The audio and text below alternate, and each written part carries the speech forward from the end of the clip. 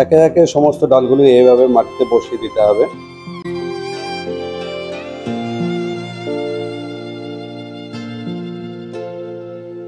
দেখুন 2 মাস পরে এর রেজাল্ট কত সুন্দরভাবে রূপ চলে এসেছে।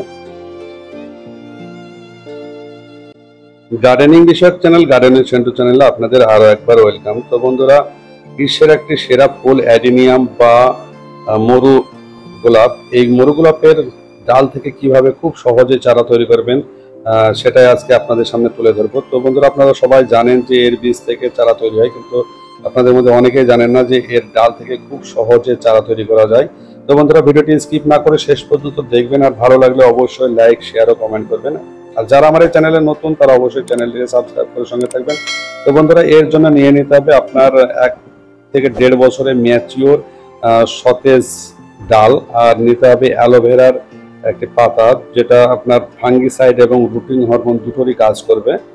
তো সর্বপ্রথমে যে কাজটি করতে হবে সেটা এই যে অ্যাডিনিয়ামের ডালগুলো, এই ডালগুলোর নিচের অংশে যেটা মাটিতে আর কি বসাতে হবে, সেইখানে 1/2 ইঞ্চির একটু কম করে এর উপরে যে বাকলটি খুব সুন্দরভাবে তুলে নিতে হবে এবং সাদা অংশটি রেখে দিতে হবে, উপরের বাকলটাই শুধু তুলে নিতে হবে।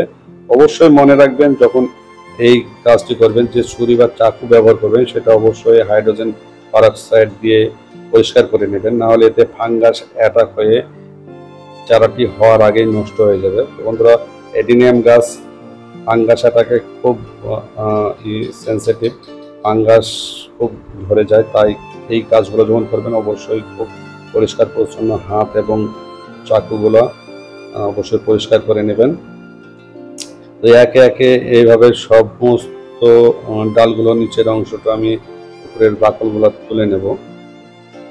এইভাবে বাকলগুলো তুললে সাকসেসের হারটা অনেকটা বেড়ে যায়। আপনি যদি মনে করেন বাকল তুলব না, তবুও এই চারা তৈরি হয়ে যাবে। আপনি নিচের অংশটা সমানভাবে কেটে তাতে ফাঙ্গিসাইড লাগিয়ে কিছুক্ষণ শুকিয়ে নেওয়ার পরে মাটিতে বসিয়ে দিলে তবুও আপনার চারা হয়ে যাবে, কিন্তু এইভাবে বাকলটা তুলে নিলে সাকসেসের হারটা অনেক বেড়ে যায়, তাই আমি এভাবে করছি।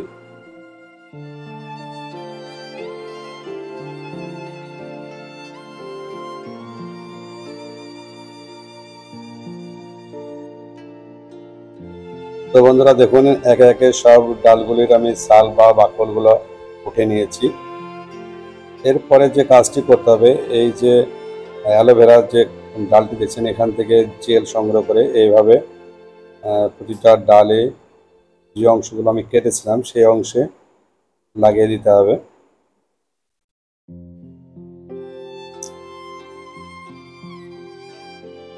এই অ্যালোভেরার জেল খুব সুন্দর একটি উপকরণ, এটা আপনার ফাঙ্গিসাইডেরও কাজ করবে এবং রুট হরমোনেরও কাজ করবে। খুব সুন্দর একটি জেল,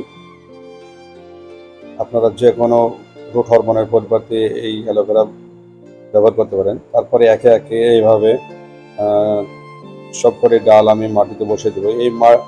এই ডালগুলো লাগানোর জন্য সয়েল মিক্সটা আমি তৈরি করেছি, সেটা 25% লাল বালি, 25% ভার্মি কম্পোস্ট, 25% গার্ডেন সয়েল, আর 25% ওকে ভালোভাবে জল দেওয়ার পরে এই টবটিকে অন্তত বেশ কয়েকদিন ছেড়িয়ে রাখতে হবে।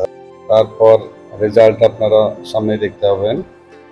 ঠিক 2 মাস পর বা 60 দিন পরে দেখুন 3টে গাছ আমার খুব সুন্দরভাবে হয়ে গেছে।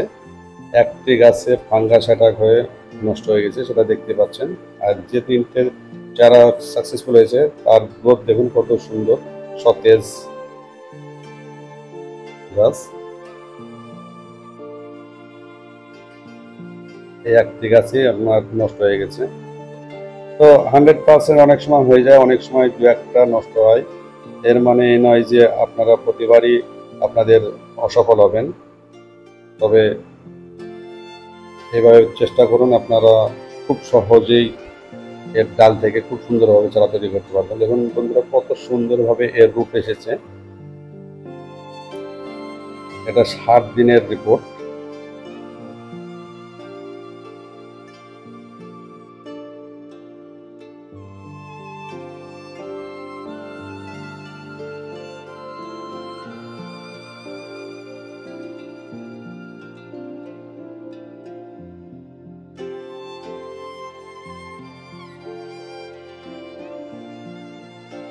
দেখুন কত সুন্দর রুট। এর ফিডার রুট গুলো সাদা হয়, তাই সাদা সাদা রুট গুলো, এটা খুব সুন্দর ভাবে হয়েছে এবং গাছের গ্রোথ দেখে বোঝা যাচ্ছে।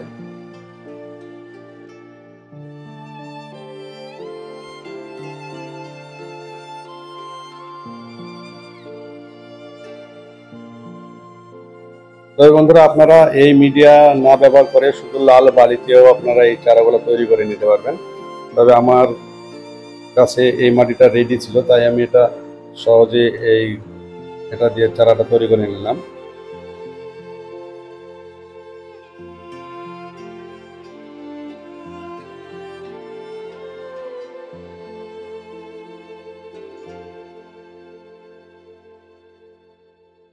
তো বন্ধুরা দেখুন কত সুন্দর রোড, সতেজ গাছের চারা তৈরি হয়ে গেছে।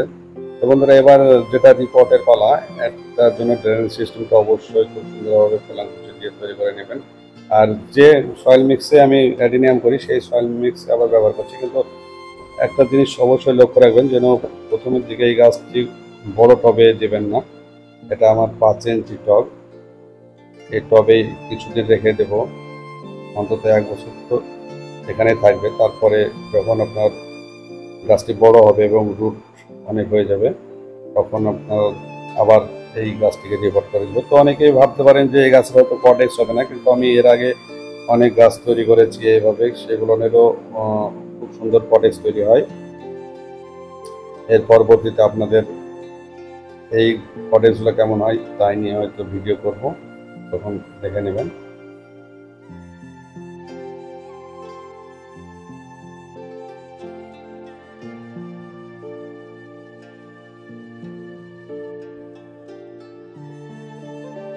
তো বন্ধুরা, রিপোর্ট করার পরে অবশ্যই একবার জল দিয়ে কয়েকদিন সেড এরিয়ায় রেখে দিতে হবে। তো বন্ধুরা, ভিডিওটি আজ এই পর্যন্ত। ভালো লাগলে অবশ্যই লাইক, শেয়ার ও কমেন্ট করবেন। আর যারা আমার এই চ্যানেলে আজ নতুন, তারা চ্যানেলটিকে সাবস্ক্রাইব করে সঙ্গে থাকবেন এই ধরনের ভিডিও আরও পেতে। তো বন্ধুরা, ভালো থাকবেন, সুস্থ থাকবেন। ধন্যবাদ।